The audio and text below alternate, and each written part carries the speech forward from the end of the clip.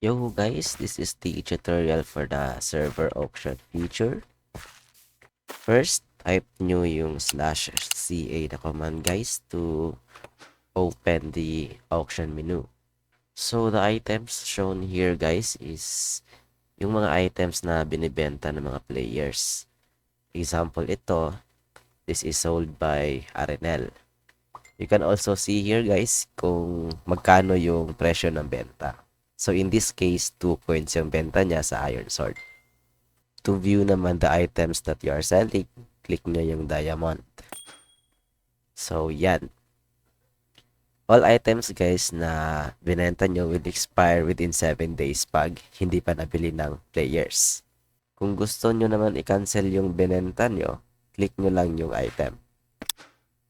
Then, to retrieve the items na kinancel nyo or expired na, click nyo yung itong poisonous potato. Then, either click nyo individually yung items or kung gusto nyo i-claim lahat, click nyo itong flower pot. Kung gusto nyo naman magbenta guys, first hawakan nyo yung item na ibebenta nyo. Then, type nyo /ca space sell space magkano yung presyo. So, example 3. And then, magkano yung quantity na makukuha ng bibili. So, example, 1 stack yung makukuha niya. Then, enter.